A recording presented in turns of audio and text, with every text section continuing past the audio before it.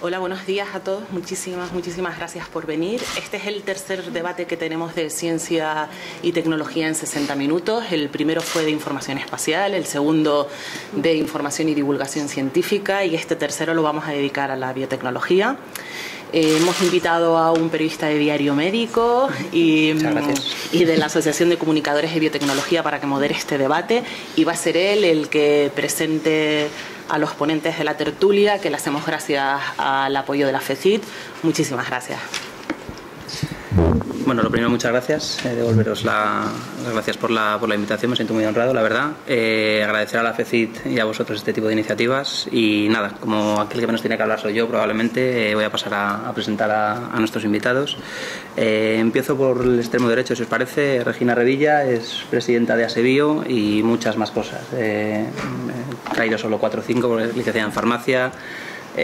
Mucha vida política, directora general de Política Tecnológica en Industria, directora general de Farmacia en el Ministerio de Sanidad, secretaria de Alimentación, en Agricultura, en MS de España desde hace un montón de tiempo en Relaciones Institucionales.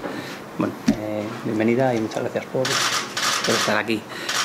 Continúo con Cristina Garmendia, actualmente presidenta de Ecotec, bueno, bióloga y empresaria, una doble faceta muy bien llevada, fundaste Genetrix en el año 2000, me parece, ¿verdad?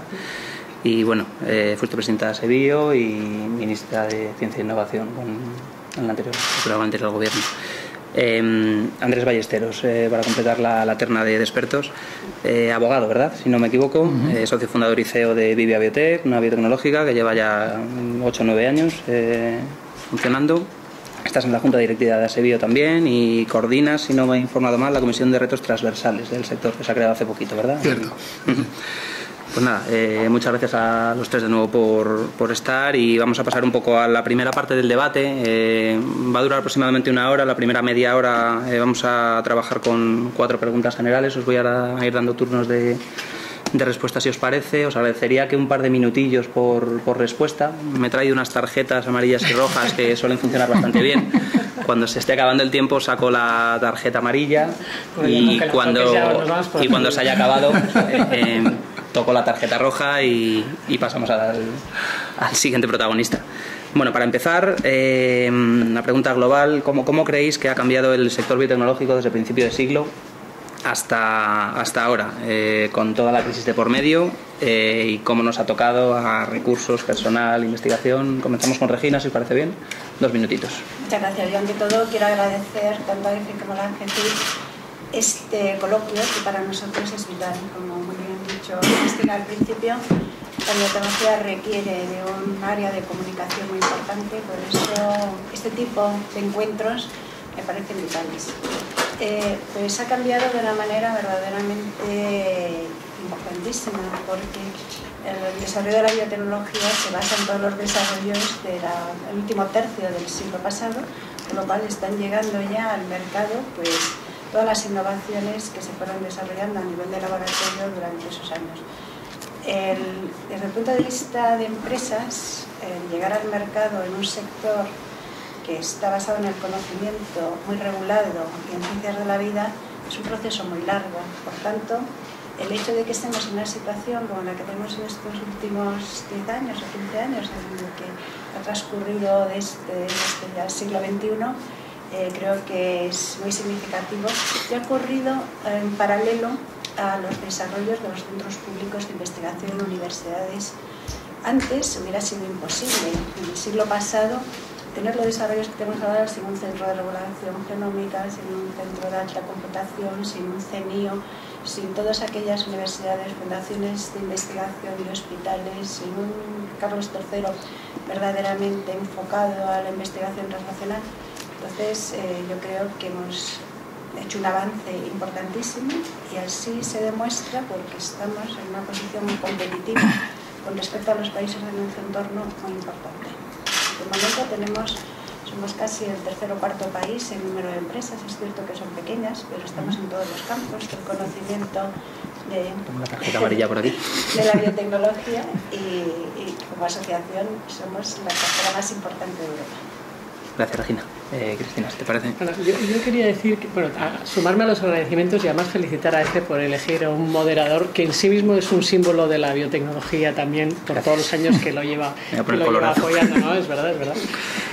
Yo creo que hablar de biotecnología es hablar de biotecnología en España es hablar del siglo XXI. Es un sector claramente del siglo XXI. De hecho, yo creo que la primera década, 2000-2010, fue la década prodigiosa de la biotecnología en España.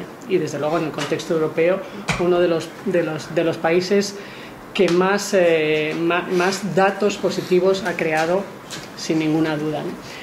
¿Qué ha pasado? Pues es que ha pasado todo. Cuando el año 2000-2001, que es cuando creamos Genetrix, crear una compañía en biotecnología en España era un acto básicamente de voluntarismo y de resistencia. Había que vencer todas las barreras y el entorno no existía, no había entorno, había que crearlo.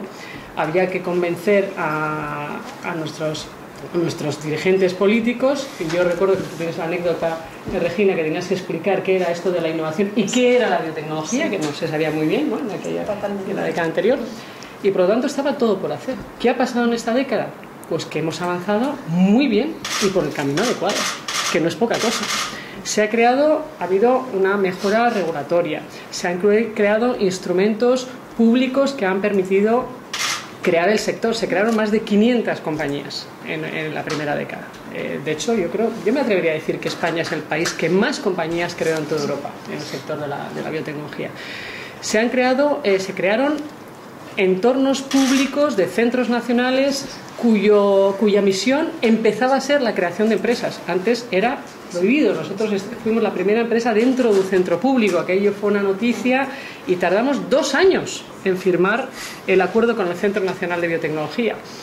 Había que convencer a nuestros investigadores de que esto de crear empresa estaba bien y que es la misión de convertir la ciencia en economía y en progreso social era una ambición y un objetivo muy noble para todos. O sea que yo diría que el comienzo, esta década y media que llevamos en el siglo XXI, ha pasado casi todo y todavía queda camino por recorrer, lamentablemente con algunas dificultades de las que estoy segura que hablaremos luego. Gracias, Cristina. Andrés, tu turno. A ver, yo cogería un poco el testigo de lo que se ha dicho, añadiría 2 cosas y centraría también el tema en el final de la pregunta, ¿no? De qué modo le ha afectado la crisis al sector, ¿no? Yo estoy con Cristina. Nosotros salimos en el 2007. Nuestro es una compañía que viene de Estados Unidos, además una tecnología y un equipo que trajimos de Estados Unidos, y lanzamos Vivi aquí en 2007 y levantamos 4 millones de euros de capital riesgo de Seed Capital, que era el récord histórico de la biotecnología española, y eso ya habla de lo que era antes de que llegáramos nosotros. Y siempre digo, los Genetrix, Horizon, Advancels nacieron en el desierto. O sea, el mérito de haber sobrevivido desde 2007 hasta ahora no es paladí, pero desde el 2000 hasta ahora es francamente heroico, porque realmente era un erial, ¿no? No había nada. Yo creo que se ha hecho un gran trabajo como se ha apuntado en estos centros, en el cambio de mentalidad, en realmente crear un sector de la nada, crear con un coste también, que habrá sido, por ejemplo, quizá en un momento un exceso de no un café para todos, pero oye, hay que crear sector, y ahí se ha hecho, eso ayudaba a que realmente haya mucha investigación, y ahora es un sector que está madurando con empresas que yo creo que poco a poco vamos a ir viendo, ya está saliendo, pero empresas que realmente tienen nivel internacional y que van a cambiar el status quo del sector en breve. ¿Cómo le ha afectado la crisis? Yo creo que le ha afectado, y eso es algo que reclamamos mucho desde Sebio, le ha afectado como le tiene que afectar este sector, le ha afectado tarde. Entonces, nosotros insistimos mucho ahora cuando hablamos a nivel de apoyo al sector, en que es un sector que, como es muy dependiente de inversión importante y largoplacista, la crisis le ha afectado mucho más tarde que a la mayoría de las pymes. ¿Por qué? Porque son empresas distintas, que las necesidades no se les caen las ventas un 50%, porque muchas pymes biotecnológicas no están en ventas, están invirtiendo. Entonces, al final sí que le ha afectado el hecho de que la inversión dentro de esta crisis se ha ido retrasando, y ha sido un sector que, de hecho, si los datos hablan por sí solos, ha creado empleo durante gran parte de la crisis que empezó en el 2007-2008, y ahora la crisis le ha tocado más tarde y necesita un apoyo que se ha dado en un momento a otros sectores, y este sector ahora lo necesita porque está a punto, realmente está eclosionando con compañías fantásticas, ¿no? Entonces creo que es la nota es ahora está más afectado quizá que hace 3 años, aunque la crisis está más superada y muchas pymes de sectores distintos quizá están mejor ahora que hace 3 años. El sector ahora está más afectado. Gracias, Andrés. Bueno, continuamos, si os parece, con el mismo turno de respuesta. Viene bien además la segunda pregunta porque hemos empezado a hablar del tejido empresarial, de las pymes, de la cantidad de empresas que creamos.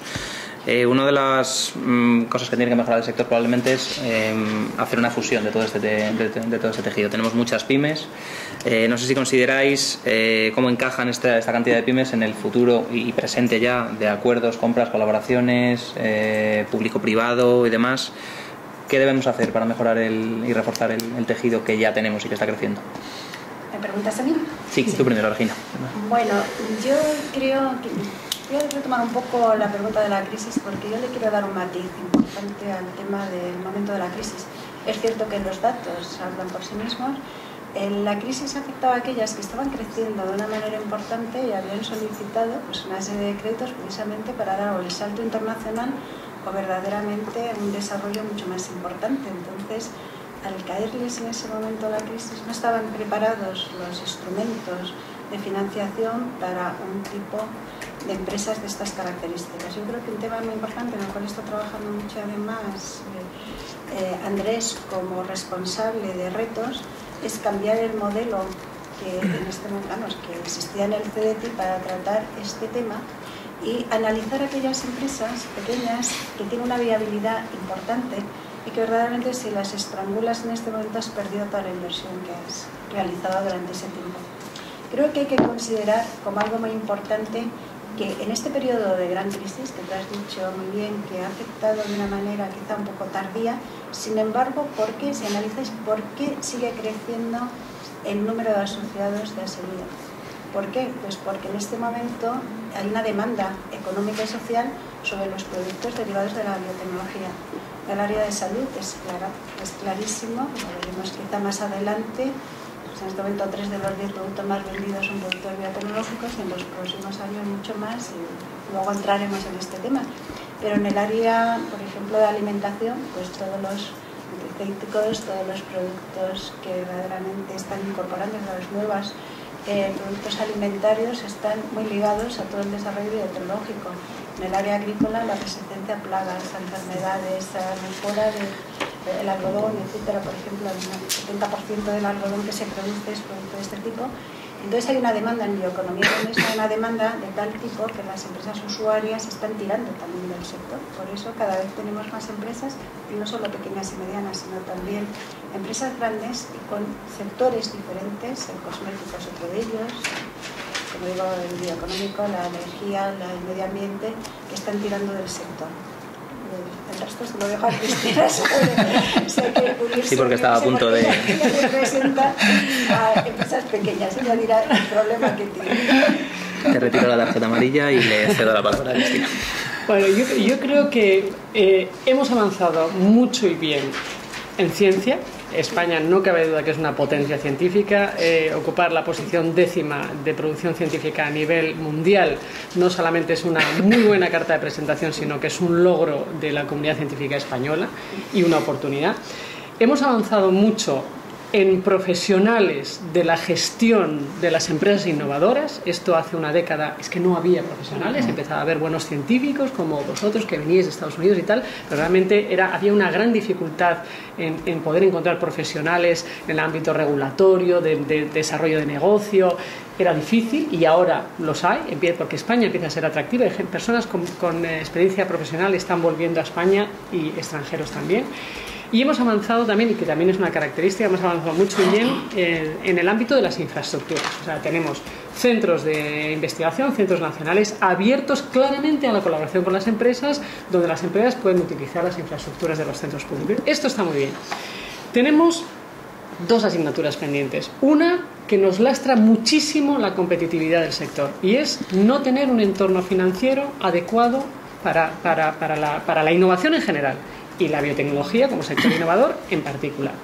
Es decir, no hemos avanzado a la velocidad que necesita el sector. Esas 500 empresas que se crearon en la primera década de este siglo, pues muchas de ellas con grandes proyectos han tenido que sufrir dos consecuencias. Una, cerrar por falta de financiación, y otra, deslocalizarse, que es el desmodelo para cualquier país, ¿no? Empresas que dan lo mejor de sí mismas fuera de nuestro país, habiendo crecido con el esfuerzo fiscal de todos los españoles, ¿no? Y otra medida que yo creo que es urgente es poner en marcha algún tipo de incentivo que potencie la suma para el crecimiento. Hay que sumar para crecer. Muchas de las empresas, porque bueno, nacieron pues en base a ideas, en base a programas. Muchas empresas han nacido con un programa, y una empresa es mucho más que un programa, es mucho más que un producto, que una patente. Un proyecto empresarial tiene que tener varios activos dentro y tiene que tener una ambición de tener un protagonismo a nivel internacional, y para crecer la suma es clave. Y por tanto yo diría que en este momento nos haría falta algo que incentive a las empresas a trabajar conjuntamente, a fusionarse para internacionalizarse. Gracias. Andrés, ¿qué es ese algo que nos falta? Tú que diriges una empresa, a lo mejor tienes la llave. Yo desde luego en el entorno financiero estoy totalmente de acuerdo, y hay que decir que se ha mejorado mucho desde donde venimos, pero queda mucho por hacer, sobre todo en la fase de crecimiento de las empresas, que es lo que, si no, como bien apuntaba Cristina, nos lleva a la deslocalización, ¿no? Porque si no tienes recursos, tienes que coger y tienes que buscarlos donde estén. Yo creo que ahí los esfuerzos, por ejemplo, que ha hecho este gobierno con los Invierte, que ya vienen del gobierno anterior, son muy buenos, apuntan en la buena dirección en reforzar el capital. Dentro de ese marco de financiación, yo creo que tenemos desde la biotecnología, y desde Sevilla estamos insistiendo mucho en eso, en conseguir que se reconozca el hecho diferencial de la biotecnología. O sea, no toda la innovación es igual, hay mucha innovación, pero hay lo que denominamos nosotros la alta innovación, que son empresas que se dejan, pues igual, el 80, el 70, el 60% de su presupuesto, el 40% de su presupuesto en inversiones de I+D+I. No puedes tratar igual a una empresa así, sea biotecnológica, sea del sector aeronáutico, sea del sector que quieras. Pero si quieres potenciar la alta innovación, no la puedes tratar igual que a una innovación más de empresas, por ejemplo, del sector de las tecnologías de la información, que tienen unas llegadas al mercado mucho más rápido, a 2-3 meses, inversiones mucho menores. Y un poco el problema del sistema financiero que se ha creado en torno a la innovación es muy igualitario, y no puedes tratar igual dos innovaciones que son muy distintas. Entonces yo creo que hay que mejorar el problema de la deuda I+D, por ejemplo. Es un tema que está ahí, hay que tratarlo, hay que darle una solución, y hay que darle una solución estructural. No puedes no puedes pretender que una empresa que tarda 5 años en llegar al mercado, o 7, que es lo que tarda el sector biotecnológico, devuelva a los créditos el mismo tiempo que una empresa que tarda 3 meses o 6 meses en llegar al mercado.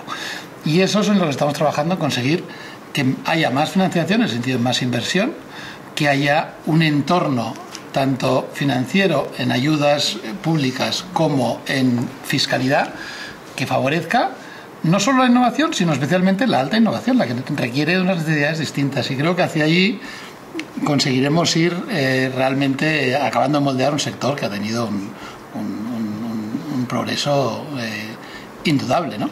Y yo, en el tema que decía Regina, por ejemplo, de la sociedad demanda sus productos, yo creo que hay un cambio radical que se ha producido desde el siglo pasado, pero que está estallando ahora, que es la medicina personalizada.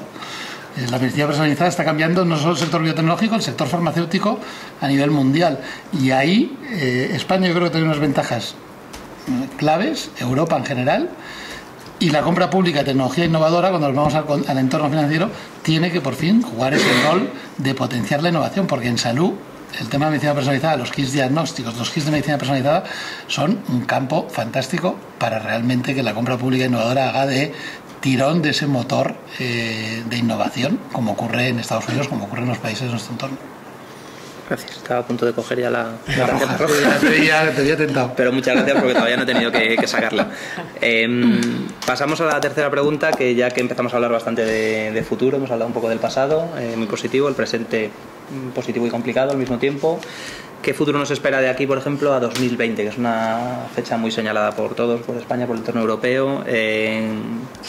¿Cómo creéis que estará el sector biotecnológico para entonces? No desde el corazón, que ya me imagino que todos queremos que esté muy bien, sino desde la cabeza y desde un poco con los pies en el suelo. Regina. Pues el 2020 está a la vuelta de la esquina, porque estamos en finales, casi, bueno, mediados del 2015, es decir, en 5 años nosotros pensamos que va a haber un cambio sustancial, fundamentalmente, como decía muy bien Andrés, en el sector salud. Se espera que para el 2020 más o menos el 40% de los productos que se aprueben en salud humana sean productos biotecnológicos. Entonces, eso significa que el cambio va a ser radical. En el tema de los biomarcadores, están ligados totalmente con la medicina personalizada. Es un campo que también va a evolucionar de una manera muy importante, y ahí pienso que en la compra pública, como ya ha avanzado Andrés, sería un factor importantísimo para desarrollo tecnológico en este país. Hay que tener en cuenta que ahora, cuando tenemos un producto de medicina personalizada, tenemos que presentarlo con el biomarcador adecuado. El biomarcador aquí no se produce, la mayoría de ellos. Hay mucha investigación y se pueden hacer, pero sin embargo todavía no están comercializados. Y hay una demanda por parte de tanto de oncólogos como de hematólogos y otras especialidades médicas, pero fundamentalmente oncólogos y hematólogos, en un desarrollo de biomarcadores que ya están incluso identificados. Y hay una posibilidad enorme, pero casar la demanda que es necesaria para además poder utilizar el medicamento adecuado en la medicina personalizada con el biomarcador y con la compra pública es una asignatura pendiente que, aunque se ha trabajado mucho, además lo empezó Cristina cuando en su época, tanto de ASEBIO, que ya lo empezó ahí, como después de ministra. En otros... No hay como haberlo dice, el gobierno debería de hacer. De repente vas al gobierno. Se avanza mucho, pero en otros sectores habéis mencionado, por ejemplo, el sector aeronáutico, el sector espacial, el sector defensa, el sector obras públicas, han evolucionado mucho gracias a la compra pública de tecnología innovadora. En cambio, el sector salud, como está, es el único, prácticamente es el comprador mayor que tenemos, y sin embargo no ha evolucionado en este tema. Hay que cambiar muchos condicionantes, que no es fácil, porque además cada comunidad autónoma tiene cada hospital tiene sus requisitos de compra. Entonces es una asignatura pendiente que podía arrastrar de una manera importantísima el sector para el 2020, porque en el Horizonte 2020 el 30% más o menos de los productos que se han presentado son productos del área de ciencias de la vida. Gracias, Regina. Cristina. Bueno, esta pregunta, los innovadores somos optimistas por naturaleza. Yo creo que es inherente a la condición de ser innovador, sobre todo porque estamos convencidos de que todos podemos hacer algo, cada uno de nosotros, por mejorar. Y yo creo que es lo que nos une, además. O sea, que cuando nos ponemos a debatir y a reflexionar conjuntamente, pues surgen ideas, intentamos impulsarlas, compartimos. Es como una gran familia, ¿no? La que estamos creciendo juntos y a la que se están incorporando, además, jóvenes con un cambio cultural muy interesante. El futuro tiene una muy buena base, y es la potencia científica que es España. Y eso es un activo que tenemos en este momento. El reto es traducir esa potencia científica en potencia económica y bienestar social. Y eso significa poder desarrollar en nuestro país estos productos y estos servicios. Una de las grandes locomotoras, me voy sobre todo al ámbito farma, que es el que yo conozco mejor, una gran locomotora es precisamente la transformación del propio sector farmacéutico. Que los retos de salud son de tal envergadura que la propia industria farmacéutica se está transformando. Y la propia industria farmacéutica, que ha vivido muy replegada en sí misma muchos años, basada en el gran tamaño de las compañías, son compañías que se están abriendo hacia el exterior y trabajan con total naturalidad con la investigación más básica, cosa que antes no hacían. La investigación siempre era de puertas adentro. Cada vez más trabajan con centros nacionales en una manera de absolutamente innovación abierta. Invierten, y desde sus estructuras corporativas, invierten en capital riesgo precisamente para estar presentes en todos los descubrimientos que se estén dando allá donde se esté dando, y esto no lo puedes hacer de puertas adentro, y están dándole también, ojalá, esto no sé si tiene que ver con un deseo o con una realidad, tú me lo dirás, que es que es que las filiales en España, o sea, en España, o las filiales en los países, pero que las filiales son las mejores antenas que tiene la industria farmacéutica para ver qué de importante y de transformador se está dando en cada uno de los países. Y eso yo creo que es una gran locomotora para España, el ver qué industria farmacéutica multinacional tenemos en España y que pueda potenciar y llevar nuestra ciencia a productos y servicios que mejoren nuestra vida. Gracias. Mira el caso de Horizon con Roche. Por poner un ejemplo, hay muchísimos. Es el ejemplo básico de los últimos tiempos, la verdad. Ferrer, y todos los demás que estamos aquí. Sí. Andrés, seguro dentro de poco conseguís un acuerdo parecido a este. Seguro. No, yo creo que es la pregunta tuya, por ejemplo, yendo al final, ignorando lo del 2020, que es cómo será el sector del 2020, yo creo que va a sufrir una transformación importantísima.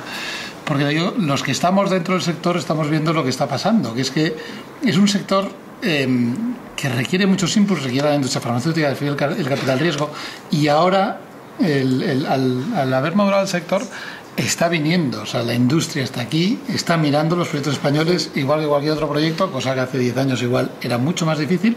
El capital riesgo está viniendo, que es una asignatura pendiente, que venga el capital riesgo internacional, pero es que yo, desde mi posición en Vivia y desde mi posición en Asebio, es semana a semana que oigo hablar o hablo con fondos extranjeros que están mirando el pipeline español, que están mirando qué pasa en España, que quieren entrar en España, que están buscando pues asociarse, sea con ISIOS, con Caixa, con los fondos de capital riesgo locales, porque la innovación que se está generando en España está a primer nivel internacional y como ha llegado ahora también es un momento, o sea, es el momento de entrar. Entonces yo creo que eso, unido a que hay, yo creo fácilmente 10, 15, 20 empresas como mínimo que en los próximos años van a dar acuerdos como los de Horizon, como los que hizo en su día Genetrix, va a crear mucho más sector, va a crear mucho más visibilidad al sector, y va a crear las historias de éxito que son las necesarias para que también ese entorno macrofinanciero fluya. Porque va detrás de esas historias de éxito.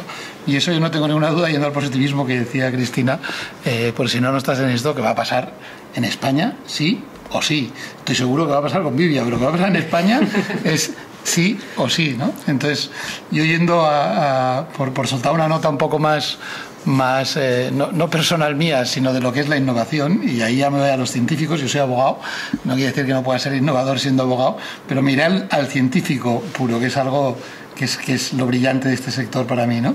El científico es un ser que cuando en algo tan complejo como es la ciencia, que es prueba, error, yo siempre me admiro en Vivia cuando tenemos un problema con un proyecto que no acaba de salir y tú llegas como diciendo ¿cómo hacemos? Y ellos no están en cómo hacemos, ellos ya están en la solución, o sea, están con la ilusión de decir, y es que ya nos hemos equivocado y ya sabemos el porqué, y eso es la innovación pura, eso es lo que es imparable en este sector. Gracias. Pues pasamos, si os parece, a la última pregunta de este primer bloque, para luego abrir un poco más el debate. Tendréis de todas formas un turno de respuesta a estas 4 preguntas, si me queda algún fleco. Os preguntaba por 2020, ahora te doy un pasito atrás y os pregunto por el año pasado, que finalmente, después de que en 2013 no pudiéramos llegar a tiempo, fue el año de la biotecnología. Es un impulso teórico, político importante, que no sé si se ha convertido en práctica o no. No sé cómo valoráis este año que todavía colea a lo largo de 2015 con actividades. ¿Qué valoración sacáis de este nombramiento? Pues mira, cuando Febiotec, Sebiot y la Sociedad Española de Microbiología y Asebio volvieron a insistir en que se proclamara el año de la biotecnología el año pasado, que 2 años antes se había intentado sin éxito, la verdad es que había mucha gente escéptica, pensando que no servían para nada los años. En el anterior, que había sido de enfermedades raras, y otros no habían tenido ningún tipo de financiación, les había cogido en plena crisis. Además que también los años dependen mucho de las personas que están y de cómo lo peleas y de la disposición que tienes con el Ministerio de Hacienda de que te beneficios. Entonces, yo la verdad que me encontré ante una situación muy escéptica sobre el año de la biotecnología, pero a mí pasa como a Cristina, no por casualidad que ella me llevara de vicepresidenta con ella y que luego me pasara el testigo, somos peleonas hasta la muerte. Entonces, pues claro, lo primero que hicimos fue intentar con Hacienda conseguir beneficios. Y lo que conseguimos, que me parece muy importante, es que nos igualaran con el año del Greco, conseguir en beneficios fiscales. Eso para mí ya fue un éxito extraordinario. Y eso supuso que consiguiéramos una serie de beneficios muy importantes que nos permitieron hacer muchísimas cosas. Algunas las habéis vivido personalmente, otras pues las habéis visto a través de la prensa, pero nos permitió que pusieran fondos, que el 10% de los recursos de la GECIT se dedicaran a biotecnología, a divulgación en biotecnología, que se inaugurara el Museo de la Ciencia de Alcobendas con una exposición de biotecnología, que se hicieran 10 programas de televisión sobre ciencia e innovación en biotecnología, que nos financiaran un curso en la Menéndez Pelayo en el cual asistieron pues más de 40 ponentes nacionales e internacionales y cerca de 150 personas, lo cual fue financiado totalmente por la GECIT. Otro de bioeconomía, porque hemos puesto la bioeconomía en el mapa político también, con el tema de Clamer, etcétera, de bioeconomía. Y después hemos lanzado pues muchos programas. Lucía ha puesto en marcha una web en la cual las noticias, todos los días noticias de biotecnología, etcétera. Y hemos estado continuamente en la prensa, es decir, yo creo que ha sido muy importante el año de la biotecnología y agradezco mucho a todos los que nos lo han hecho posible. Gracias, Regina.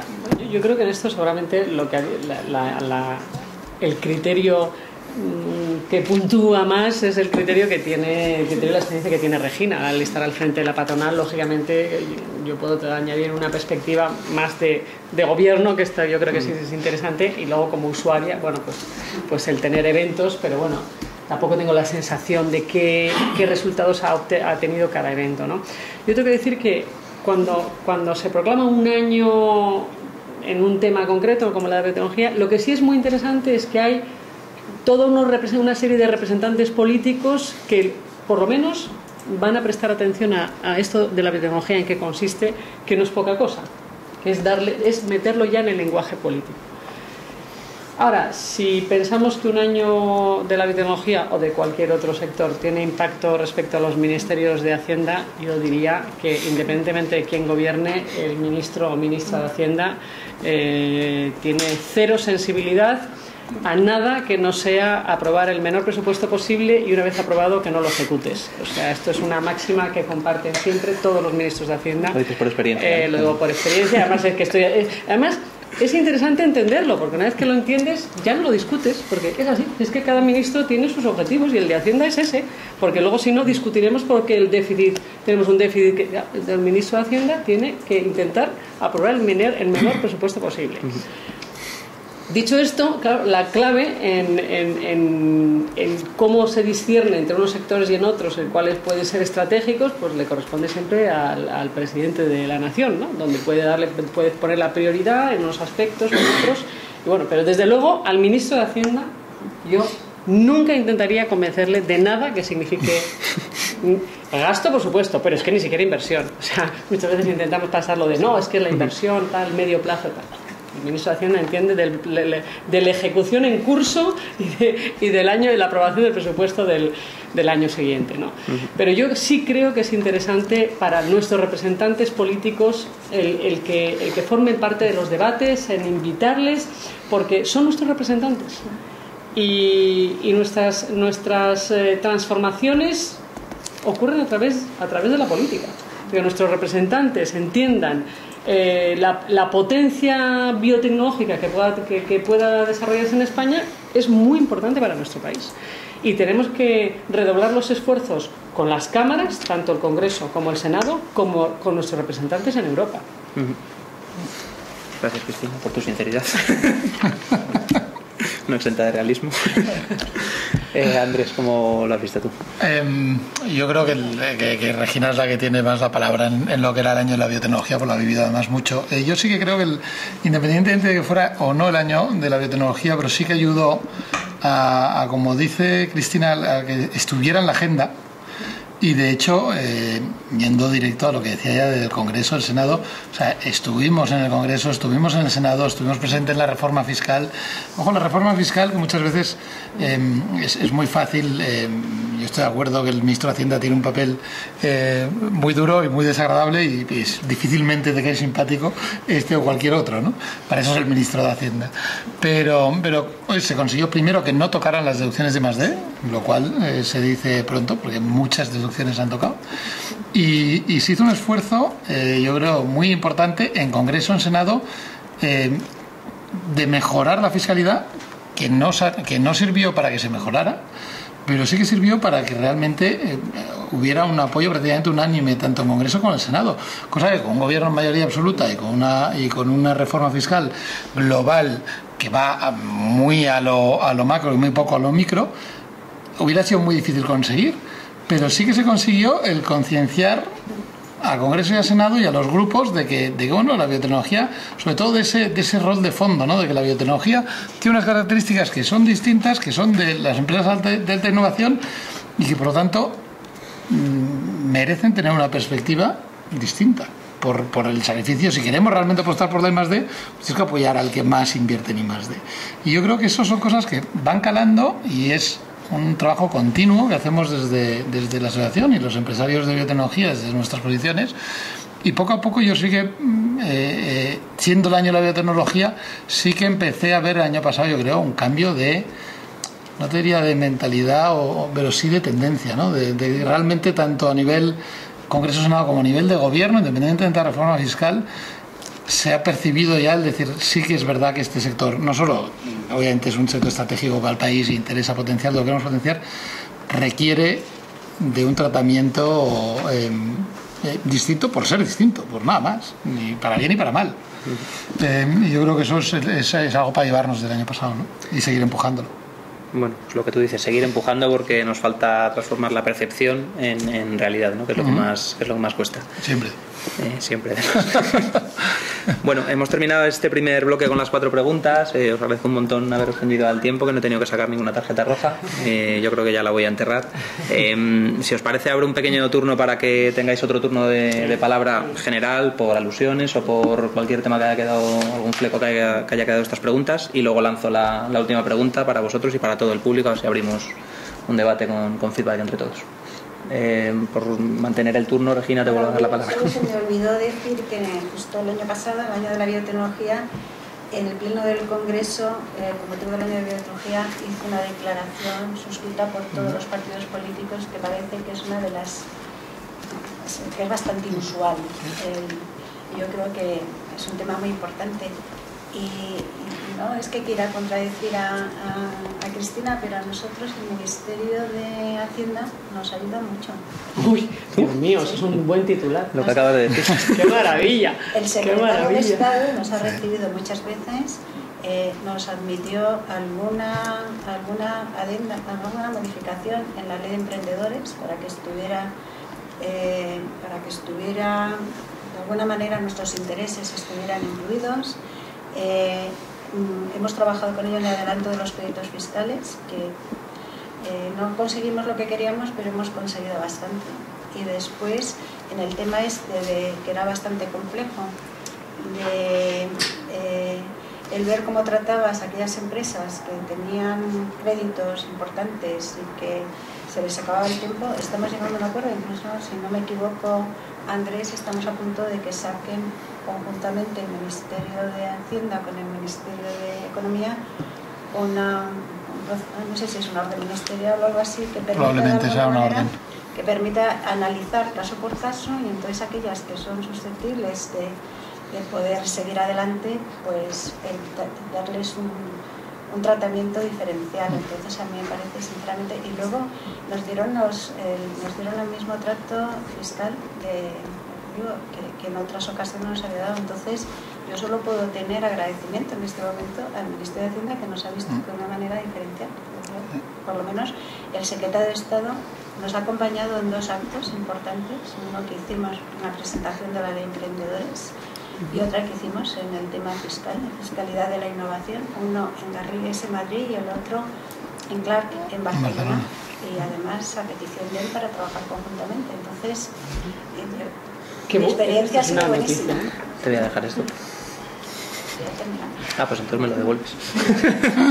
No, pues no conocía de hecho no conocía en absoluto, pero yo de hecho creo que deberíamos de invitar a un secretario de Hacienda que es proactivo en entender la innovación y en facilitarla, debería formar parte de cómo esto es posible y por qué y cuáles son los fundamentos que sustentan ciertas decisiones en pro de la innovación, porque realmente, vamos, me parece algo extraordinario y desde luego yo no tuve esa experiencia y me consta que bueno, hay ciertas dificultades, no en España, en general, esto no tiene que ver con España, tiene que ver con los objetivos del Ministerio de Hacienda, que es controlar las cuentas públicas y lógicamente pues tienen que atenderlas, ¿no? O sea que de verdad que alguien que intente a través de su actitud favorecer el camino de la innovación, creo que es algo que debemos entre todos reconocer primero y invitar a que lo explique después, ¿no? Yo quería hacer énfasis, porque creo que es uno de los temas más importantes que tenemos, en el entorno financiero y lo que ha supuesto para las empresas españolas y cómo estamos en este momento. Pues resulta que cuando uno se hace emprendedor con toda su ilusión, uno desgraciadamente no crece como quiere, crece como puede, con los instrumentos que hay. Entonces, en países donde está desarrollado el ecosistema de innovación, los instrumentos de capital están siempre presentes. En España no ha habido. Entonces, las empresas que no ingresan, si no se financian con instrumentos de capital, pues lo que acaban es con un enorme endeudamiento, que supone su propia losa para crecer. Y esta es la situación de las empresas en España. Porque como no había capital riesgo, pues entonces la financiación no ha venido vía capital, ha venido vía endeudamiento. En este momento es uno de los obstáculos para la entrada de los instrumentos de capital. Exacto. Cuando analizan los balances de las empresas, y nos interesa mucho el proyecto, la propiedad intelectual, la ciencia que hay detrás, pero estas empresas tienen un balance con un endeudamiento que nosotros no podemos entrar, y es una de las barreras claras. Dicho esto, como decía Andrés, el capital riesgo tiene a España en el radar, el capital riesgo internacional. Y eso es una magnífica noticia en nuestro país. Nosotros desde ISIOS hemos analizado más de 1000 compañías en todo el mundo. 25% aproximadamente, un poquito más del 25% vienen de España, están en España. Y en las que hemos invertido hemos tenido una gran facilidad para nuclear el sindicato inversor internacional. O sea que realmente fondos especializados de renombre internacional han valorado positivamente la inversión en España y han apostado por España como país. Ahora, la figura del leading investor, del inversor, o sea, del fondo especialista en España, es una figura clave y yo creo que ahora ya lo tenemos. Tenemos 4 o 5 fondos especializados en biotecnología en España y eso es algo que hace 10 años no existía. ¿Notas esta presencia?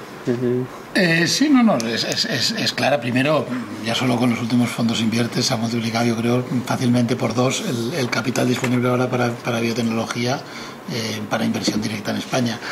Pero yo creo que lo más importante no es eso, sino lo que apunta Cristina, el que el capital riesgo internacional, que al final la biotecnología nunca la puedes concebir como algo nacional. O sea, muchas veces me preguntan cuál es el mercado de España. Y es que este es irrelevante. Si tú curas el cáncer, lo curas en España y lo curas en todo el mundo, ¿no? Entonces, no se puede entender ni la capacidad la necesidad de financiación que tienen estas empresas a largo plazo, si no es a nivel global. Y el tener ese capital mirando a España y tener fondos para colaborar con ellos es esencial. O sea, es la clave para el crecimiento final del país. Yo no quiero dejar la oportunidad de aprovechar, coger el guante de lo que ha dicho Regina y ha ampliado Cristina en el tema de la deuda, que es, por eso yo te he dicho antes, estamos consiguiendo algo muy importante, que es que haya un procedimiento para que las empresas puedan refinanciar esa deuda, que es la manera de parar la hemorragia, no es la manera de tener una solución al problema directa, es la manera de evitar que empresas quiebren por algo tan absurdo como que tenga una deuda de I+D que incentiva el I+D, que incentiva la inversión y un poco por un año de carencia vas a hundir esa inversión y vas a perder esa inversión que ha hecho el Estado. Eso no tiene ningún sentido y eso yo creo que estoy con Regina. Hacienda ha sido sensible, lo ha entendido, lo ha apoyado y dentro de sus posibilidades ha hecho todo lo posible para ayudar. Y eso yo creo que lo tenemos al alcance de la mano. Una vez hecho eso, el siguiente paso es la reforma más estructural. Y lo que dice Cristina es totalmente cierto. El problema de esta financiación en base a deuda, que no es criticable, que se ha hecho porque no había la posibilidad de subvención, que es lo que normalmente tiene la alta innovación en todo el mundo. O sea, es raro que se financie con deuda, porque son empresas de largo plazo, son empresas con riesgo. Está generando problemas de financiación, pero es que tenemos que partir de la base, por eso digo los hechos diferenciales, de la realidad. La realidad es la realidad. A un fondo de inversión de capital riesgo americano le cuesta mucho entender que una empresa de biotecnología tenga deuda. Porque en Estados Unidos que no tienen deuda, no es que tengan poca, es que no tienen, no hay deuda para biotecnología. Entonces, directamente, ni en Suiza. Entonces, directamente es como, son gente, tenemos que entender, mira lo que ha hecho Cristina, en ISIO se han analizado 1000 compañías. Cuando analizas 1000 compañías, no estás pendiente de, bueno, sí, pero lo entiendo, no, tienes un checklist, dices, tiene deuda, checklist, ya no entro a mirarme la compañía. Y esa es la siguiente reforma que tenemos que hacer, es decir, oye, el problema está ahí. Ahora hemos arreglado el corto plazo. ¿Cómo cambiamos este problema? Porque no vamos a condenar a unas empresas a no crecer cuando queremos que crezcan por algo que hay maneras de arreglar, como puede ser la convertibilidad de esa deuda, el hacerla subsidiaria, el hacerla... O sea, hay maneras dentro del sistema de arreglar el problema y lo que tenemos que hacer es trabajar para arreglarlo. ¿Puedo pedir al moderador saltarme el turno solo una frase? Yo creo que sí, que os habéis portado bastante bien. No tenía tarjeta amarilla. No, es que se me ha olvidado decir una cosa y creo que es muy relevante. Las iniciativas del ICO suponen un punto de inflexión para la financiación de la innovación en nuestro país. O sea, realmente el ICO viene trabajando en los últimos 2 años, o 3, pero sobre todo en los 2 últimos, y muy especialmente lanzando unas iniciativas de fondos de inversión y apoyo al capital riesgo. Hasta ahora esto no había pasado en nuestro país y yo creo que lo que eso supone y los fondos que se están estructurando alrededor de esas iniciativas cambiarán la perspectiva de nuestro país y ayudarán muchísimo a las empresas a crecer. O sea que realmente nos acordaremos porque el punto de inflexión se está produciendo ahora. Ojalá sea así. Pues si os parece pasamos al último punto. No sé, Noemí, cuánto tiempo nos queda aproximadamente. Pues está ahí cuarto, puede estar con mucho. Ah, mira, nos regalan un poquito más de tiempo. Os voy a pedir una pildorilla de respuesta a la última pregunta para poder abrir debate con la gente que está aquí con nosotros. Bajando un poquito más al caldo de cultivo social, al final las decisiones son económicas y políticas, pero yo creo que importa mucho el caldo de cultivo que se va generando, como habéis comentado, de la sociedad. La sociedad comprende, sabe, entiende, traduce lo que va siendo la biotecnología en su día a día, lo que representa en su entorno y lo que representa para el país. Yo creo que sí, que vamos entrando bastante bien, pero no sé si creéis que sales a la calle y dices biotecnología y la gente te suelta una charla bastante adecuada o se queda un poco a cuadros. Regina. Yo sinceramente creo que no, que estamos muy lejos de llegar a esa situación. Tú preguntas en la calle y seguramente no saben ni lo que es la biotecnología. E incluso seguramente están en el campo de la salud, por ejemplo, que no hay tanta discusión. Sin embargo, tú le preguntas a cualquier persona que esté tomando un anticuerpo monoclonal y no sabe qué es biotecnología, o que toma la hepatitis o cualquiera de los un anticanceroso no sabe qué es biotecnología, sabe que le cura, pero no sabe o es un biomaterial o una nueva prótesis. Yo creo que no se conoce verdaderamente, pero eso en sanidad, que son usuarios y que además no lo discuten, pero si vas a otros campos, por ejemplo, sobre todo el agroalimentario, ahí no solo es que no lo conozcan, sino que ya es como si les diera verdaderamente pánico hablar pues, de un organismo modificado genéticamente pues, para evitar cualquier cosa. No se dan cuenta del papel que ha jugado la biotecnología pues, en el desarrollo de sectores económicos críticos para nuestro país.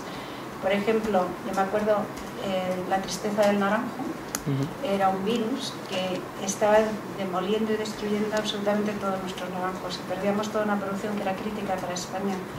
Teníamos un biotecnólogo magnífico porque en el área de biotecnología vegetal tenemos gente también buenísima, que nadie habla de ellos, y que resolvió ese problema, o el tema de la fiebre porcina africana. Nosotros nos está a punto de perder todo un mercado que es importantísimo, que es el mercado del cerdo, no solo ya de los productos derivados, En este momento somos exportadores de todo tipo, no solo de jamones y productos cárnicos. Si no hubiera habido un Eladio Viñuela y se hubiera desarrollado todo pues no hubiéramos tenido. Y en muchas producciones, pues el mosaico del tabaco, el virus de la patata, mejora la resistencia a sequía, y eso no lo conoce la gente, incluso le da miedo, entonces es un problema. Y en otros sectores tampoco lo conocen, por ejemplo, en el tema medioambiental, que tiene un papel importantísimo, no hemos hablado de la biotecnología, de la bioeconomía, pero por ejemplo Abengoa tiene una planta de demostración en Salamanca, precisamente para producir biocombustibles, que gracias a esa acaba de inaugurar una en Bélgica enorme, que va a ser una de las más importantes de Estados Unidos. Entonces estamos jugando en la primera división en estos campos, pero en la calle ha salido. Yo no creo que la gente piense que eso es biotecnología, ni sepa para qué sirve el proyecto Clamber, que yo creo que es muy importante, que ya incluso muchas de nuestras empresas ya han presentado proyectos y ya más de 6 millones de euros en muy poco tiempo ya se han adjudicado a empresas para desarrollar proyectos de bioeconomía o la planta de producción, en la cual participan empresas como Repsol, Abengoa, etcétera. Yo creo que la gente no sabe qué es biotecnología, o la biotecnología sintética que está desarrollando Repsol, etcétera. Yo creo que la gente no lo entiende. El papel de los comunicadores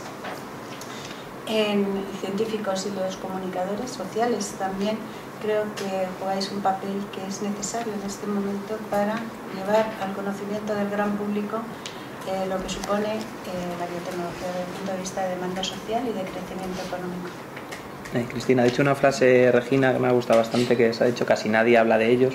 Bueno, te referías a la parte un poco de biotecnología vegetal, pero a veces se puede ampliar al sector por completo.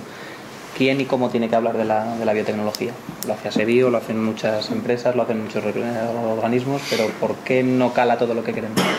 Bueno, yo creo que llevar el discurso a la sociedad y que la sociedad entienda que vivimos rodeados de biotecnología, en cómo tratamos nuestras enfermedades, cómo nos alimentamos, cómo consumimos energía, cómo manejamos nuestros textiles, los detergentes con los que lavamos, los papeles que consumimos. O sea, vivimos rodeados de biotecnología y sin embargo no llega a la sociedad y por lo tanto difícilmente la sociedad puede entender para valorar el esfuerzo que un país debe hacer en biotecnología, ¿no? Son claves las instituciones y desde luego la patronal es clave. Yo quiero agradecer públicamente a Regina no solamente las cifras de la patronal, no hay más que verlas y es fruto de su mandato, sino la presencia que ha tenido sistemática en todos y cada uno de los foros. Que esto hay que ser muy generoso con el tiempo, y yo te lo agradezco en nombre del sector, Regina, porque hay que tener presencia, y la presencia aún significa muchos viajes, preparar muchos discursos, entender muy bien los datos para poderlos defender, que uno defiende muy fácil los de su empresa y los de su sector, pero cuando uno representa a todo el sector de la biotecnología y todos son todos, uno tiene que prepararse muy bien y querer estar ahí, ¿no? Y ASEBIO ha jugado un papel clave. Y los medios de comunicación, pues es que lo que no divulgáis los medios de comunicación simplemente no existe. O sea que fíjate si es clave el papel de los medios de comunicación. O sea que jugáis un papel clave y yo estoy entusiasmada de que nos invitéis a un debate como este donde nos deis la oportunidad de hablar de un sector que tiene tanto potencial en España. Andrés, desde el punto de vista empresarial, ¿cómo crees que la sociedad reacciona a este tejido que va creciendo de manera imparable? Es un buen punto. Yo creo que son percepciones totalmente distintas. Yo creo que desde el punto de vista empresarial la percepción es muy buena, es poca conocida, pero es muy buena. Pero yo te diría que eso es el lado fácil, ¿no? Porque en el fondo somos empresas que estamos trabajando para curar el cáncer, para curar el Alzheimer, para mejorar los alimentos. Somos empresas que en ese sentido yo animo a la prensa a la divulgación de oye, porque ese mensaje cala, ese mensaje la gente lo entiende y la gente es lo que quiere. Sin embargo, a nivel más macro, parece mentira que cueste el poner en la mente de la gente lo que implica la biotecnología. La biotecnología está en los tejanos, como decías aquí en Madrid, en los vaqueros gastados. Es que está en su vida, está en su día a día, está en lo que desayuna. Hablaba Regina de bioeconomía. Bioeconomía es una cosa que en Europa se habla muy poco, porque Europa no tiene todavía o no es consciente de los problemas que vienen. Pero cuando tú estás en Latinoamérica o estás en Asia, la bioeconomía es el número uno.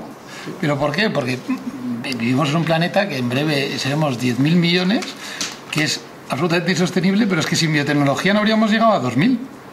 O sea, sin lo que ha mejorado la creación de alimentos, la explotación agrícola y la perdurabilidad de esos alimentos, la humanidad no estaría donde está. Entonces eso parece mentira que sea tan difícil de que llegue, y sin embargo cuesta. Y yo creo que ahí los medios, estoy con Cristina, tenéis una labor clave. Y luego en tema de la innovación en sí, ¿no? Yo creo que hay que reforzar el mensaje positivo de la innovación en todos los sentidos. Yo, por ejemplo, una cosa que me preocupa, el otro día teníamos reunión del grupo de comunicación y yo les decía mi perspectiva, que yo del grupo de comunicación sé poco, y yo lo estoy un poco como parte de la comisión de retos, diciendo que estos son los objetivos de la asociación, hacia aquí tenemos que ir.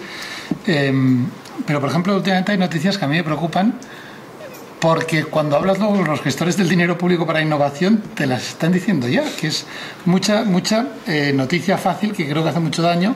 Yo qué sé, se utilizaron fondos FEDER para apoyar a 5 empresas y han quebrado 4.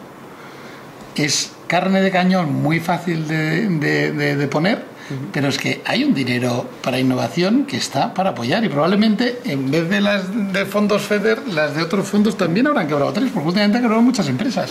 Pero ese caldo de cultivo, se está creando un caldo de cultivo entre la presión política, la presión de la oposición con el control del dinero público, que está muy bien obviamente, los medios, que está maniatando de alguna manera a los gestores. Es decir, yo es que cada vez me atrevo menos. O sea, por un lado me empujan a que tengo que apostar por la innovación, y por otro lado me están dando todo el día con un garrote. Entonces, no sé, yo creo que se ha de intentar desde todos los puntos el defender la importancia de la biotecnología y la importancia de la innovación, que es que nos jugamos mucho. O sea, yo creo que no somos conscientes lo que se juega España con la innovación, o entramos como estamos haciendo en el carro de la innovación a nivel global, o va a ser muy difícil, ¿no?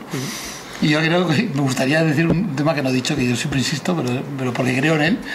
España tiene que utilizar el fantástico país que es, lo que le gusta a la gente, el clima que tiene, ya no para traer turismo y tal, que está muy bien, para traer innovación. Y sus gentes. Y sus gentes. O sea, la gente se muere por vivir en España.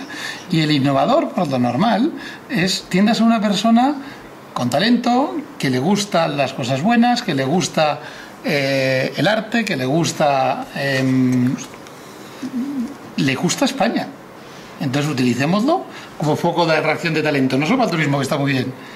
Atraigamos talento en base a que haya un esquema financiero, un apoyo financiero igual a cualquier otro país, porque yo estoy convencido que el investigador de Hannover, por poner un ejemplo, o el de Nueva Escocia, estará encantado en venirse a Madrid, a Barcelona, a Valencia o a Málaga a hacer exactamente lo mismo, pero con la calidad que tiene este país de calidad de vida, porque esa gente busca esa calidad de vida.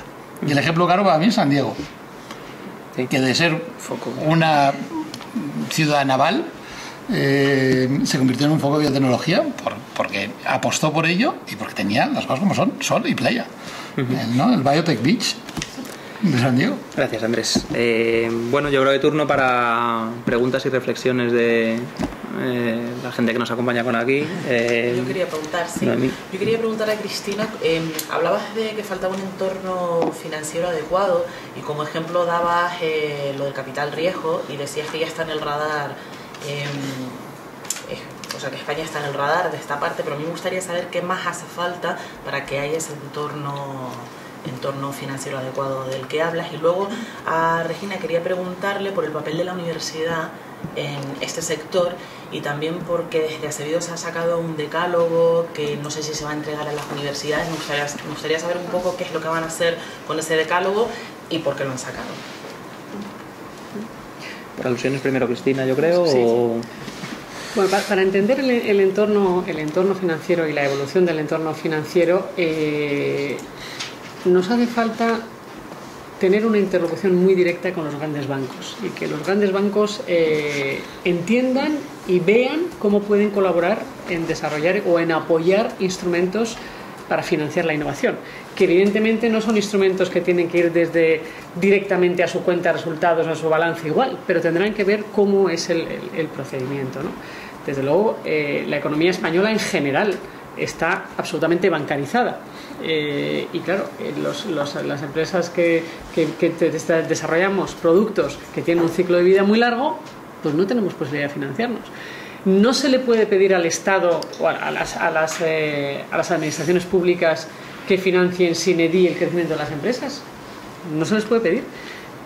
Las administraciones públicas tienen que apoyar la creación de empresas, la creación, con unos instrumentos de subvención pública al inicio, de potenciar fondos de capital semilla, pero capital a capital, instrumentos de capital semilla. Luego, el siguiente paso sería fondos público-privados, donde el incentivo público es potenciar la inversión privada en el fondo de capital riesgo, y luego ya absolutamente el sector privado de capital riesgo puro y duro, como está incentivado en este momento el ICO o el CEDETI, ¿no? A través de los programas Invierte. Después, una vez que todos esos instrumentos de capital han invertido, resulta que tienen que salir de la inversión. O sea, el capital riesgo entra para salir, no entra para quedarse. Entonces, hay que entender la dinámica del capital riesgo. Para que el capital riesgo pueda salir, se produce de dos maneras, básicamente. Uno es una salida a bolsa, y para eso tiene que haber un mercado de bolsa preparado para acoger empresas, sobre todo tecnológicas, y un mercado secundario de bolsa activo y con analistas preparados para entender los diferentes sectores, y luego el índice más grande, pero ese mercado secundario de bolsa es clave. Y luego hay que potenciar las transacciones corporativas, es decir, un capital riesgo sale porque esa empresa la compra una grande. En el ámbito farmacéutico es la más clara. Tú desarrollas una empresa biomédica y llega Big Pharma y te compra la empresa y entonces sale el fondo, ¿no? O sea que los fondos no se asentarán bien en España y no invertirán en las empresas si su salida no está clara. Nosotros, de esas 1000 y pico empresas desde ISIOS que hemos analizado en ISIOS, hemos invertido en 12. 6 en España, 3 en Estados Unidos y 3 en el norte de Europa. Hemos salido, de momento, las que hemos salido las de fuera. Pero hemos salido de esta manera. Tenemos una salida parcial porque está cotizando, y el resto, la última ha sido una compañía, Pfizer, sí. Pero fíjate qué interesante, para el capital riesgo. Capital riesgo que nace como una oportunidad en España, porque en España hay proyectos, pero que en este momento nosotros estamos liderando rondas, por ejemplo, en Estados Unidos. Quiere decir que eso también está cambiando. O sea, un fondo, una gestora que nace en España con un primer fondo, ahora ya el segundo, es posible que lidere una ronda en Estados Unidos. ¿Con quién? Con gigantes de la inversión, con Cerrock, con Polaris, con Avi, en este caso una inversión que hemos hecho en Boston. O sea que la dinámica del que es muy grande y el que es muy pequeño, lo que hace falta es ser especialista y acertar con el foco que uno persigue, ¿no? Y yo creo que eso es lo que se tiene que dar. O sea, que ese entorno financiero hay que desarrollarlo en todas sus dimensiones, porque el ámbito de la innovación es como una casa. Como te falte una columna, es que no funciona la casa. Pues esto es igual. O sea, tienen que estar todos los estamentos: subvenciones, fondos de capital semilla, fondos de capital riesgo, mercados secundarios de bolsa y unos bancos preparados para potenciar todos esos instrumentos que son necesarios. Regina, con el decálogo universitario. Bueno, me has hecho dos preguntas, una en la universidad y la otra ¿cuál era? Sí, el papel de la universidad en el sector, y justamente este decálogo que había presentado a Sevilla, el por qué y qué van a hacer. Bueno, pues fuimos invitados por la Universidad de Sevilla a una jornada que es Factor Universitario 2015. ¿Qué universidad queremos y dónde están nuestros modelos? Como sabes, hace 3 o 4 años hicieron una primera reunión de ese tipo, y fundamentalmente basado en toda la reforma universitaria que requiere nuestro país. Hay un gran movimiento en el cual ven que tienen que cambiar y tienen muchas dificultades para hacerlo. Si analizamos que el 78% de nuestras empresas están relacionadas con universidades, fundamentalmente, aparte de otros centros públicos, y que muchas de estas universidades forman parte muy activa de los clústeres biotecnológicos en nuestro país, y además son socios de ASEBIO. Por ejemplo, la Universidad de Santiago. La Universidad de Santiago ha conseguido crear un clúster biotecnológico en el área de Drug Discovery, que tiene un centro que es un centro de excelencia europeo, que ahora, junto con el de Barcelona y con el centro Medina, son 3 de los centros de los 10 que hay en Europa. O sea, nosotros tenemos 3 centros en España de excelencia y además la Secretaría de Estado lo ha incorporado en la red SPRI. España ha suscrito participar, entre otras cosas que tenemos 3 de los 10 centros europeos. Uno es de la Universidad de Santiago, otro es de la Universidad de Barcelona. Por ejemplo, la Universidad de Vigo, el clúster tecnológico de ciencias del mar, es uno de los primeros del mundo. Entonces pensamos que el papel que puede jugar en el desarrollo biotecnológico en muchos de los aspectos es fundamental, pero para eso pues tiene que jugar otro tipo de reglas. Hay algunas que lo están jugando y otras que no. Y como nos invitaron a cómo veíamos nosotros la universidad del futuro y cómo se podía hacer la transferencia de conocimiento de la universidad a las empresas y además establecer acuerdos, no solo con universidades, sino acuerdos transversales con OPIs, con hospitales, etcétera, para llevar el conocimiento que en este momento es transversal y además se requiere que sea multidisciplinar, a crear clústeres parecidos a los que Cristina ha comentado que existen en otros países, que son los que fomentan el dar el salto cuantitativo al sector productivo. Pues nosotros elaboramos un decálogo en el cual lo presentamos allí en la mesa redonda, en la que compartimos con Boeing, por ejemplo, y con gente muy relevante de la ciencia y la tecnología en España, porque la mesa era justo la transferencia de conocimiento de la universidad pública a las empresas y a la sociedad en general, la creación de empresas, etc. Todavía desde la universidad es muy difícil no solo crear empresas, lo ha comentado muy bien Cristina, sino no solo crearlas, sino verdaderamente crear el entorno que necesitan los responsables de las sociedades de capital riesgo para invertir en esas empresas, porque se necesita un ecosistema importante que te permita desarrollar y gestionar muy bien la innovación para que sea interesante para aquellos que apuestan por ello.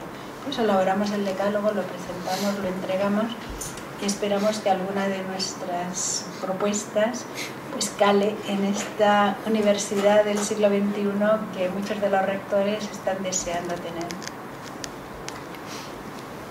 Gracias, Regina. El decálogo lo tengo aquí por si os interesa, lo dejo. Yo ahí, si me permitís, apuntaría un dato que demuestra lo difícil que es y hasta un punto, aunque se ha mejorado, lo que queda por hacer. Cristina ha dicho cuando ya lanzó Genetrix en el año 2000, tardó 2 años en conseguir la spin-off del centro público. Y yo conozco un caso de hoy de una persona en un centro público que ha tardado 2 años, ahora en el 2014-15, en conseguir una spin-off del centro público. Será una excepción, espero. Pero o sea que cuesta todavía, ¿no? Que es una rueda que todavía hay que mover mucho para que se generen spin-offs de una manera eficiente, ¿no? Dentro de lo que es el mundo de la universidad pública. Somos que teníamos el sueño de que el CSIC participara, que ya no era posible en el año 2000. Me decían, tiene que pasar por Consejo de Ministros. Digo, pues que pase. No era posible. Bueno, qué problema. Muy fácil de decir eso. No era posible. No era posible. Creo que nos quedan 5 minutillos, no sé si un poquitín más, si alguien tiene alguna pregunta. Yo primero daros las gracias por venir a esta casa, una casa que tiene sensibilidad por los temas de ciencia desde hace muchos años. Yo creo que realmente forma parte del ADN de la agencia EFE, pero lamentablemente no es así en todos los medios. La información científica, la información medioambiental, en muchos casos se considera una información de segunda categoría, aunque es una información muy complicada a veces de traducir, es decir, de transmitir a la sociedad lo que realmente se está haciendo sin vulgarizar demasiado y además logrando que sea lo suficientemente atractiva como para atraer la atención.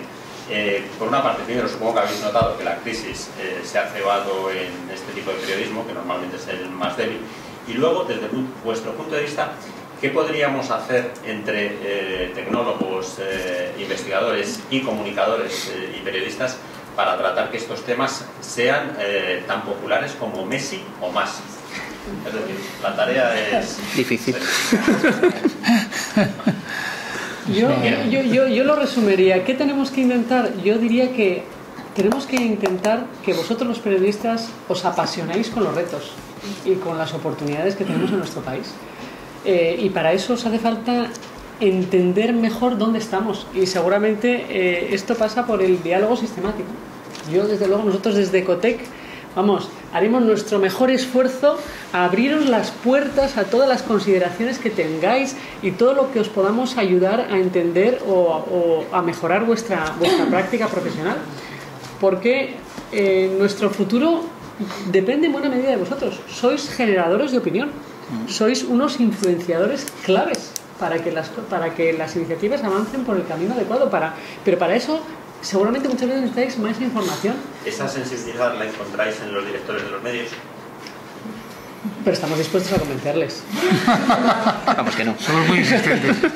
Yo tengo que decir que bueno, tampoco hemos tenido esta exposición. Yo tengo que decir que en este momento y además en este mes he notado una sensibilidad por parte de los directores de los medios, de dos de los grandes medios concretamente, que me han llamado como presidenta de Ecotec para entender cómo los medios pueden ayudar a generar valor en el ámbito de la innovación. Creo que esto es una gran noticia. Y yo creo que, en fin, espero que dé sus frutos, que no tenga que ver con solamente una intención, sino que realmente responda a una visión del papel de una visión y un compromiso del papel de los medios y cómo un medio todavía puede llegar a ser más atractivo generando noticias que tienen que ver no solo con el problema, que muchos tenemos, desde luego, tenemos muchos problemas, como muchos países, nosotros tenemos los nuestros, pero desde luego hemos desarrollado unos activos enormes en la última década. Y en este momento, esos activos que hemos desarrollado forman parte de la solución, forman parte del modelo y del nuevo rumbo que tiene que tener España, que es un rumbo bien distinto al que teníamos cuando entramos en la crisis.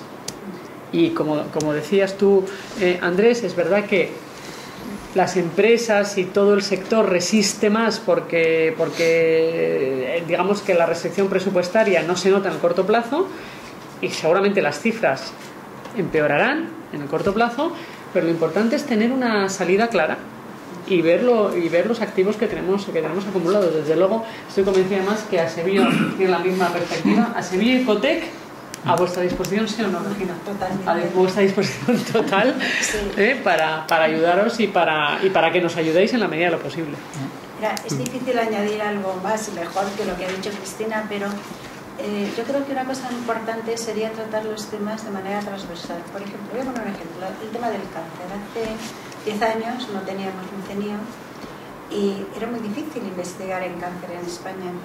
En este momento tenemos un CENIO, que es uno de los centros más importantes del mundo, y tenemos una serie de clínicos, investigadores básicos y clínicos de tal calibre, de tal importancia, que todas las empresas multinacionales elegimos España para desarrollar nuestra investigación clínica y la básica en España, compitiendo con el resto del mundo en fases además tan tempranas como el First in Man o en la fase 1. Y nos pasa a todos, nos pasa a nosotros, le pasa a Roche, le pasa a Bristol Myers, etc. Esto era impensable hace unos años antes, era muy difícil porque no encontrabas quien te hacía fase 1. El otro día, por ejemplo, con Pello, el director de la Fundación de Investigación del Hospital Puerta de Hierro, tiene 2 horas blancas la terapia y las terapias avanzadas en España es uno de los países más importantes del mundo en investigación de terapias avanzadas. Andalucía ha hecho un papel increíble. Vienen aquí casi todos. Tenemos una de las empresas que es líder en este campo.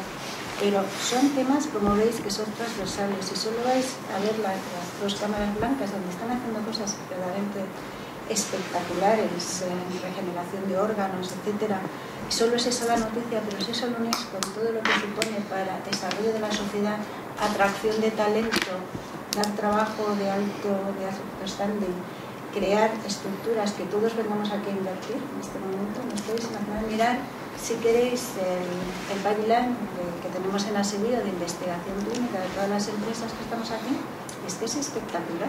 Es que en las reuniones de partnering que tenemos en Biospen o en Biolatam, vienen a ver lo que se está haciendo aquí. Es que esto es un trabajo que lleva toda la investigación básica, todo lo que nos está hablando aquí, pero de manera horizontal. O sea, si nosotros solo miramos el CENIO, que es importantísimo, incluso el otro día veía a María pues, con su demanda de crear como una especie de capital,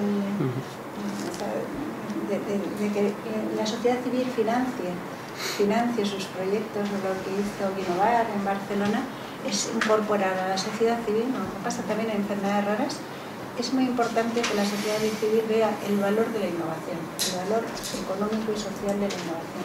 Eso es, vosotros sois los que yo creo que jugáis aquí un papel decisivo. Yo yendo a que pedía recomendaciones, yo creo que es excesivo recomendar, pero yo lo que sí que os animo es apoyaros en Asebio y en Cotec, donde ahora tenéis dos personas que realmente, o sea, se conocen el mapa de la innovación en España, sobre todo en biotecnología, como yo creo muy poca gente, para daros de comer lo que vosotros creáis que va a vender en el público, ¿no? Yo quiero ver en las llamadas que dice Cristina un cambio de paradigma que creo que está ocurriendo a nivel general en la sociedad, que es lo que está pasando en la política también, que es que la gente ya se ha hartado de la crisis y las noticias negativas y yo creo que desde los medios también se ha abusado de ese explotar el lado de la crisis y busca, yo creo, un cambio, la sociedad, los medios, todos, porque todos en el fondo estamos lo mismo, a una perspectiva un poco más positivista, ¿no? Que no todo es tan malo, ni todo es tan tremendo, ni todo es tan... Entonces, yo creo que ahí, no sé, yo quiero pensar que hay historias en el sector de la innovación que a la gente le interesan y le gustan. O sea, no sé, el otro día hablábamos en el sector de comunicación, en el grupo de comunicación, oye, un especial de empresas de alta innovación, o sea, de que la gente vea a los científicos que están sacando empresas, porque no lo saben. Y yo creo que tanto Cotec como Asebio, o sea, si habláis con ellos, os ponen... O sea, tenéis trabajo para los próximos 3 años de contenido. Otra cosa es que, como tú dices, a veces no sea fácil de explicar. Pero yo mi percepción, que antes me preguntabas como empresario, es que la gente, por normal, cuando tú le dices, mira, ¿qué hace tu empresa? Y yo siempre digo lo mismo, que cuando yo estoy en una mesa, una boda o en una cena de gente que no conoces y la gente piensa, ¿tú qué haces? ¿Tú qué haces? A la gente, por normal, le dura 2 minutos. Cuando yo digo lo que hago, se gira la mesa y estoy media hora hablando. Y yo es que soy muy pesado y hablo mucho, pero es que a la gente cuando le dices mi empresa está intentando investigar el cáncer, le interesa, por normal, le interesa mucho más, porque la gente ya está harta de esas. Y yo creo que eso, desde el punto de vista de los medios, hay que aprovechar ese lado, ese cambio de tendencia, que yo creo que es obvio, y ese lado bonito de la innovación, pero el lado positivo de la innovación. O sea, por ejemplo, y pongo un ejemplo muy particular mío, y que me llevé una bronca en mi directora de comunicación en aquel momento, cuando me hicieron una entrevista después de cerrar una ronda de financiación de 7 millones de euros en el 2012, cuando en España no levantaba nadie financiación en nada, y para una empresa innovadora, tal, y una entrevista en un medio económico, se me ocurrió decir, hombre, hemos sufrido para levantar esta ronda, porque ha costado Dios y ayuda, y ese fue el titular. Digo, manda, o sea, con todo respeto, manda narices, que en un entorno como el que teníamos, de que el país se caía por todos lados, una empresa innovadora sale empresa porque ha levantado una ronda de financiación y el titular es hemos sufrido, ¿no? El titular es empresa española ha levantado 7 millones en medio de la nada y hace innovación y investiga el cáncer. Pero muchas veces yo creo que había una tendencia a irnos a lo negativo y que toca cambiar, toca ir a lo positivo. Espero que en breve podamos dar la noticia en Isios de avanzar con una ronda la mayor de Europa, posiblemente en España, y se dará en España, espero. Estamos muy cerca, muy cerca. Y si buscáis, y si os apoyáis en Asebio y en Cotec, hay historias increíbles. O sea, hay una empresa española que yo ya he oído a 4 personas de gran farma con experiencia internacional en los últimos 50 años de estar en consejos de las grandes farmas diciendo es la mejor molécula que he visto en la industria farmacéutica en los últimos 20 años. Eso es una empresa española. Y sale de investigación pública. Nosotros estamos convencidos. Eso hay que sacarlo. Por eso defendemos el periodismo especializado, porque creemos que solo el periodismo especializado puede transmitir en este tipo de temas, con muchos más, todas las claves para que realmente la sociedad esté bien informada y en definitiva al final tome decisiones motivadas sobre un montón de asuntos que nos conciernen. La idea de estos foros es fomentar el diálogo, por lo tanto sé que vamos mal de tiempo y si el moderador me lo permite yo invitaría al resto de los participantes a que plantearan sus preguntas, dudas, inquietudes, porque no todos los días tenemos una mesa como la de hoy, a la que habrá que invitar a algún secretario de Estado de Hacienda. Pero vamos, eso, por favor, no Hacienda sensible a la investigación o no. Igual pensamos en algún consejero o consejera también que haya tenido esta sensibilidad, porque hay que exponer y divulgar la práctica. fundamental. Bueno, yo creo que sí que tenemos probablemente 5 minutillos. Si alguien más quiere añadir algo, yo solo desde mi punto de vista decir que desde Diario Médico y desde la Asociación de Comunicadores de Biotecnología, encantados de participar en estos foros y de fomentar todo esto que estamos pidiendo y que todos estamos empujando. ¿Comentarios? Que antes comentábamos que trabajamos con el tema verde también. Me gustaría saber cuáles son los proyectos más interesantes o más importantes que veis desde el punto de vista de biotecnología verde ahora mismo en marcha en España. Yo no los conozco personalmente. Pues la verdad es que dentro de nuestra asociación el área verde no es lo más digamos, importante desde el punto de vista de participación. Es difícil. Hemos tenido, pero con muchos problemas. En el área, si tú dices verde, realmente ahí lo que tenemos es un problema enorme con la legislación europea. Nos está condicionando muchísimo el desarrollo de la biotecnología verde en España. Tenemos ahora, como siempre, una oportunidad y tenemos una ayuda importante en un abogado que es experto en patentes y en biotecnología verde, que fue letrado de las Cortes de Valencia y ahora está profesor de la universidad, profesor de economía en la Universidad de Valencia y ahora está en la Unión Europea, que está intentando luchar por transmitir la necesidad de un cambio de actitud y de legislación a nivel europeo. Yo recuerdo en el pasado las dificultades que hubo también en el desarrollo y la aprobación, sobre todo a nivel de OCDE, en la cual participábamos, de toda la legislación en el área de la biotecnología. Europa, yo creo que está perdiendo el tren de la biotecnología verde, pero también ha perdido bastante el tren de otras biotecnologías, mucho, como decía Cristina, en el ámbito de la bioeconomía, aunque es que está muy ligado con la biotecnología verde, aunque es una prioridad, no lo está desarrollando de una manera importante, hasta el punto de que empresas que eran muy punteras, por ejemplo Genentech y otras, se tuvieron que deslocalizar por momentos. O sea, no es un caso español solo, fue un caso europeo y marcharse a Estados Unidos, y en la última parte del siglo pasado prácticamente más del 60% de nuevas moléculas llegaban al mercado procedentes de Europa, y eso ha cambiado con respecto a Estados Unidos, porque perdieron el tren. En el tema de la biotecnología verde está pasando lo mismo, mientras que, por ejemplo, pues como decía, una parte muy importante del algodón que consumimos todos proviene de biotecnología, la modificación genética de la India, y está extendido por todo el mundo. Por ejemplo, CIA utiliza ese algodón, pero además lo tiene dentro de sus programas de responsabilidad social corporativa. En Europa nos están poniendo unos condicionantes que para aprobar una nueva semilla, una nueva producción, es dificilísimo. Aquí en España, que tenemos la producción importante de maíz transgénico, como sabes, las dificultades que ha tenido para incluso las agresiones de grupos ecologistas, etcétera, han sido muy importantes. Yo creo que tenemos una asignatura pendiente en cuanto al cambio de legislación europeo para facilitar el desarrollo, porque es un tema importantísimo tanto desde el punto de vista medioambiental, desde el punto de vista agrícola y desde el punto de vista de alimentación y también del energético, poder desarrollarlo.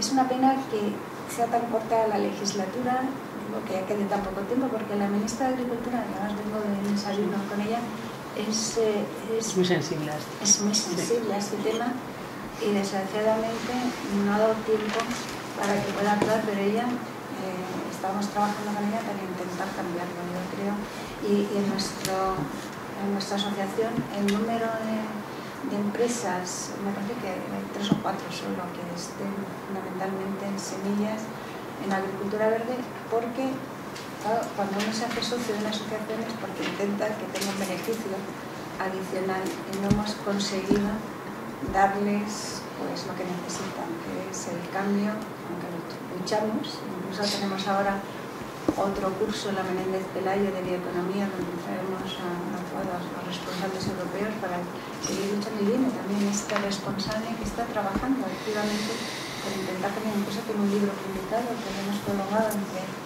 Emilio Muñoz y yo. Estamos intentando luchar, es un campo, es uno de los campos que hay que hacer mucho más de lo que se ha hecho hasta ahora. Cambio en alimentación sí tenemos muchas empresas pequeñas que trabajan sobre todo para empresas usuarias. O sea, son esto, para empresas grandes de alimentación, estas son empresas que le están proporcionando pues, productos interesantes para... Pero en el área verde es mucho más difícil. En el área medioambiental tiene más impacto. Creo que tenemos otra pregunta, estamos ya un poco al límite, pero última pregunta, me comentan, por el pinganillo. Como ha comentado, gracias a la labor de Sevilla, la biotécnica fue incluida en esta ley. Recientemente ha cumplido un año. Me gustaría saber cuál es su evaluación sobre las consecuencias que ha tenido la ley en ese sector. Hombre, todavía es muy pronto para evaluarlo porque una ley se aprobó hace relativamente muy poco y ver el resultado de una ley, sobre todo en emprendedores, es muy poco tiempo para evaluarla, pero aquí sí quiero comentar, por eso decía, cuando nosotros vimos el borrador inicial, una de las cosas que hemos trabajado mucho en ASEBIO es ser parte interesada en los desarrollos legislativos en casi todos los ministerios en los cuales tienen competencia, porque una vez que está una ley aprobada es muy difícil modificarla, pero si tú puedes participar desde el principio, pues puedes conseguir, si te hacen caso, pues alguna modificación. Y en la ley de emprendedores nosotros lo que vimos es que se quedaba fuera todo lo que eran empresas de base tecnológica, de base de conocimiento, que estaba mucho más orientada a otro tipo de emprendedores que no estaban en el área de la innovación. Y quizá como anécdota, intentamos por todos los medios ser parte interesada y nos costaba mucho. Entonces Jorge, que está aquí presente, me sugirió que escribiéramos una carta al presidente del gobierno diciéndole el problema que teníamos, porque el 90% de nuestra base asociativa son spin-off de centros públicos, de universidades y centros públicos de investigación. Son emprendedores que son verdaderamente los que crearán el futuro del sector. Y a los pocos días nos escribió Moragas una carta diciendo que nos llamarían de parte del secretario de Estado de Hacienda para que lleváramos allí para tener una reunión con todo su equipo para que le explicáramos qué era lo que queríamos, el impacto que podía tener la ley de emprendedores y cuál será nuestra demanda. ¿Cuál no sería mi sorpresa? Que a la semana recibimos una llamada del secretario de Estado y nos recibió, ¿por qué vino? Nos recibió pues, con los dos directores generales, su jefe de gabinete, con la ley que tenía encima de la mesa. Nosotros llevamos todas nuestras solicitudes de las enmiendas que queríamos, nos dijo que algunas las podrían admitir, que otras eran más difíciles, nos explicó por qué.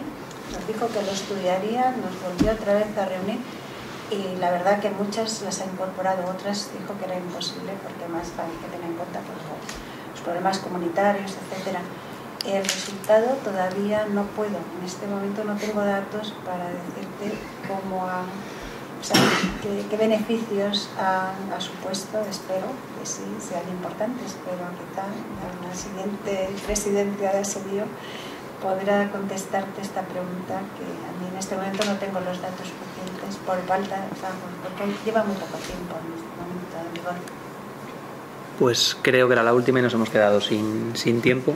Nos han regalado casi media horita extra y nada, solo me queda ¿despides Noemí o despido un poco? Agradecer a nuestros invitados, a Regina Revilla, a Cristina Garmendia y a Andrés Ballesteros. Muchas gracias por asistir para hablar de biotecnología. Muchas gracias a EFE y a la FECIT por facilitar este evento. Muchas gracias a toda la gente que nos ha seguido por streaming. He podido ver un poco en diagonal que por redes sociales se ha movido bastante bien el tema, muchos comentarios y nada, a por el cuarto, me ha quedado muy bien el tercero y los dos primeros venían ya trabajando muy bien, con lo cual solo despedir y muchas gracias a todos.